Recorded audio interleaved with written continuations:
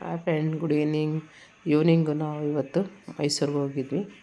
Hospital report ತೋರಿಸ್ಕೊಬರೋಣ ಅಂದ್ಬಿಟ್ಟು ದೊಡ್ಡಮ್ಮದ್ದು ತೋರಿಸಿದ್ವಿ. ಹಂಗೆ ಬಂತ ವಿಜಯನಗರದ ಹತ್ರ ಒಂದು ತುಂಬ ಚೆನ್ನಾಗಿರೋದು ಒಂದು ರೆಸ್ಟೋರೆಂಟ್ ಇತ್ತು.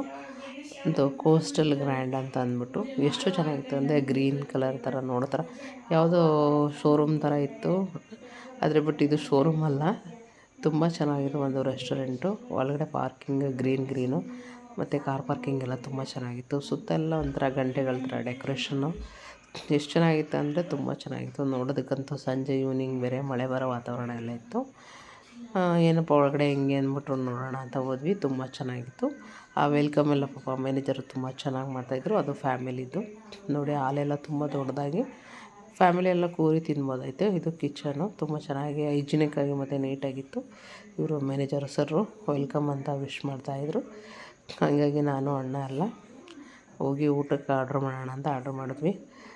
ಫ್ರೆಂಡ್ ಬೆಳ್ಳಿ ಕನ್ನಡ ಯೂಟ್ಯೂಬ್ ಚಾನಲ್ನ ಹೀಗೆ ಸಬ್ಸ್ಕ್ರೈಬರ್ ಮಾಡ್ತಾಯಿರಿ. ಸಂಜೆ ಈವ್ನಿಂಗ್ ತೋರಿಸೋಣ ಅಂದ್ಬಿಟ್ಟು ಒಂದು ಪುಟ್ಟದಾಗಿ ವೀಡಿಯೋ ಮಾಡ್ತಾಯಿದ್ದೀನಿ. ಇದೇ ತುಂಬ ರೆಸ್ಟೋರೆಂಟು ತುಂಬ ಚೆನ್ನಾಗಿ ಸ್ಟಾಫ್ ಎಲ್ಲ ವರ್ಕ್ ತುಂಬ ಚೆನ್ನಾಗಿ ಮಾಡಿದರು ಮತ್ತು ನೀಟ್ನೆಸ್ ಆಗಿತ್ತು. ನಾವಿವತ್ತು ಗುರುವಾರ ವೆಜ್ ಆದ್ರಿಂದ ನಾನು ಅಣ್ಣ ಮತ್ತು ಅಕ್ಕ ಎಲ್ಲ ನಾನ್ ವೆಜ್ ತಿಂದರು. ನಾವು ಗೋಬಿ ತೊಗೊಂಡಿದ್ದೀನಿ ಸ್ವಲ್ಪ, ಎಲ್ಲರಿಗೂ ಸ್ವಲ್ಪ ಇರಲಿ ಅಂದ್ಬಿಟ್ಟು ಸರ್ವ್ ಮಾಡ್ಬಿಟ್ಟು ನಾನು ಸ್ವಲ್ಪ ತಗೊಂಡಿದ್ದೀನಿ.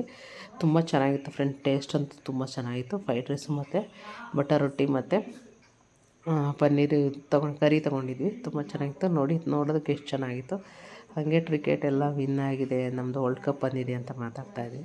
ತುಂಬ ಚೆನ್ನಾಗಿತ್ತು ಫ್ರೆಂಡ್. ಹೀಗೆ ಬೆಳ್ಳಿ ಕನ್ನಡ ಯೂಟ್ಯೂಬ್ ಚಾನಲ್ನ ನೋಡ್ತಾಯಿರಿ. ಸಬ್ಸ್ಕ್ರೈಬರ್ ಅದನ್ನ ಮರಿಬೇಡಿ ಪ್ಲೀಸ್, ದಯವಿಟ್ಟು ಸಬ್ಸ್ಕ್ರೈಬರ್ ಆಗಿ. Thank you.